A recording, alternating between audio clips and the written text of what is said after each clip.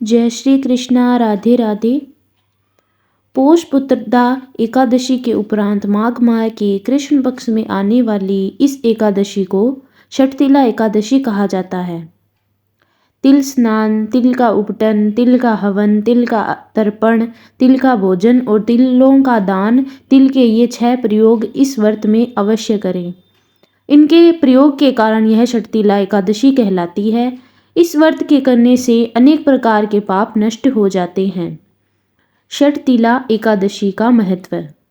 एक समय दालभ्य ऋषि ने पुलत्स्य ऋषि से पूछा कि हे महाराज, पृथ्वीलोक में मनुष्य ब्रह्म हत्यादि महान पाप करते हैं, पराये धन की चोरी तथा दूसरे की उन्नति देखकर ईर्ष्या करते हैं, साथ ही अनेक प्रकार के व्यसनों में फंसे रहते हैं, फिर भी उनको नरक प्राप्त नहीं होता। इसका क्या कारण है? वे न जाने कौन सा दान पुण्य करते हैं जिससे उनके पाप नष्ट हो जाते हैं। यह सब कृपा पूर्वक आप कहिए। पुलत्स्य मुनि कहने लगे कि हे महाभाग, आपने मुझसे अत्यंत गंभीर प्रश्न पूछा है। इससे संसार के जीवों का अत्यंत भला होगा। इस वेद को इंद्र आदि भी नहीं जानते, परंतु मैं आपको यह गुप्त तत्व अवश्य बताऊंगा। उन्होंने कहा कि माघ मास लगते ही मनुष्य को स्नान आदि करके शुद्ध रहना चाहिए। इंद्रियों को वश में कर काम, क्रोध, लोभ, मोह, अहंकार, ईर्ष्या तथा द्वेष आदि का त्याग कर भगवान का स्मरण करना चाहिए। पुष्य नक्षत्र में गोबर, कपास, तिल मिलाकर उनके कंठे बनाना चाहिए। उन कंठों से 108 बार हवन करना चाहिए। उस दिन मूल नक्षत्र हो और एकादशी तिथि हो तो अच्छे पुण्य देने वाले नियमों को ग्रहण करें।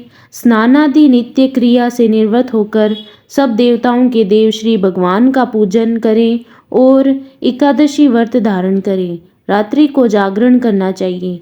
उसके दूसरे दिन धूप, दीप, नैवेद्य आदि से भगवान का पूजन करके खिचड़ी का भोग लगाएं। तत्पश्चात पेठा, नारियल, सीताफल या सुपारी का अर्घ्य देकर स्तुति करनी चाहिए। हे भगवान, आप दीनों को शरण देने वाले हैं। इस संसार सागर में फंसे हुओं का उद्धार करने वाले हैं। हे पुंडरीकाक्ष, हे विश्व भावन, हे शुभ्याहरण, हे पूर्वज, हे जगतपते, आप लक्ष्मी जी सहित इस तुच्छ अर्घ्य को ग्रहण करें।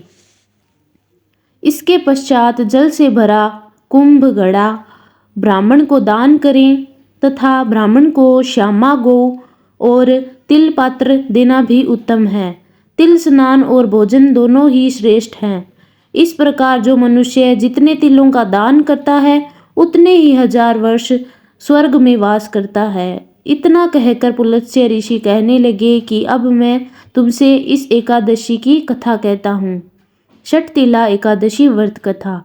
एक समय नारद जी ने भगवान श्री विष्णु से यही प्रश्न किया था और भगवान ने जो षटतिला एकादशी का महात्म्य नारद जी से कहा सो मैं तुमसे कहता हूँ। भगवान ने नारद जी से कहा कि हे नारद, मैं तुमसे सत्य घटना कहता हूँ, ध्यान पूर्वक सुनो। प्राचीन काल में मृत्युलोक में एक ब्राह्मणी रहती थी। वह सदैव व्रत किया करती थी। एक समय वह 1 मास तक व्रत करती रही। इससे उसका शरीर दुर्बल हो गया। यद्यपि वह अत्यंत बुद्धिमान थी, तथापि उसने कभी देवताओं या ब्राह्मणों के निमित्त अन्न या धन का दान नहीं किया था। इससे मैंने सोचा कि ब्राह्मणी ने व्रत आदि से अपना शरीर शुद्ध कर लिया है, अब इसे विष्णु लोक तो मिल ही जाएगा, परंतु इसने कभी अन्न का दान नहीं किया। इससे इसकी तृप्ति होना कठिन है। भगवान ने आगे कहा, ऐसा सोचकर मैं भिखारी के वेश में मृत्युलोक में उस ब्राह्मणी के पास गया और उससे भिक्षा मांगी। वह ब्राह्मणी बोली, महाराज, किस लिए आए हो? मैंने कहा, मुझे भिक्षा चाहिए। इस पर उसने एक मिट्टी का ढेला मेरे भिक्षा पात्र में डाल दिया। मैं उसे लेकर स्वर्ग में लौट आया। कुछ समय बाद ब्राह्मणी भी शरीर त्याग कर स्वर्ग में आ गई। उस ब्राह्मणी को मिट्टी का दान करने से स्वर्ग में सुंदर महल मिला, परंतु उसने अपने घर को अन्नादि सब सामग्रियों से शून्य पाया। घबराकर वह मेरे पास आई और कहने लगी कि हे भगवान, मैंने अनेक व्रत आदि से आपकी पूजा की, परंतु फिर भी मेरा घर अन्न आदि से सब वस्तुओं से शून्य है। इसका क्या कारण है? इस पर मैंने कहा, पहले तुम अपने घर जाओ, देव स्त्रियां आएंगी तुम्हें देखने के लिए। पहले उनसे षटतिला एकादशी का पुण्य और विधि सुन लो, तब द्वार खोलना। मेरे ऐसे वचन सुनकर वह अपने घर गई। जब देवेस्त्रियां आई और द्वार खोलने को कहा तो ब्राह्मणी बोली, आप मुझे देखने आई हैं तो षटतिला एकादशी का महात्म्य मुझसे कहो।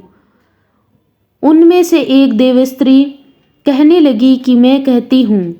जब ब्राह्मणी ने षटतिला एकादशी का महत्व सुना तब द्वार खोल दिए। देवांगनाओं ने उसको देखा कि न तो वह गांधर्वी है और न ही आसुरी है, वरन पहले जैसी मानुषी है। उन ब्राह्मणी ने उनके कथानुसार षटतिला एकादशी का व्रत किया। इसके प्रभाव से वह सुंदर और रूपवती हो गई तथा उसका घर अन्नादि समस्त सामग्रियों से युक्त हो गया। अतः मनुष्यों को मूर्खता त्याग कर षटतिला एकादशी का व्रत और लोभ न करके तिलादि का दान करना चाहिए। इससे दुर्भाग्य, दरिद्रता तथा उनके प्रकार अनेक प्रकार के कष्ट दूर होकर मोक्ष की प्राप्ति होती है। इस प्रकार षटतिला एकादशी व्रत कथा समाप्त हुई। जय श्री हरि।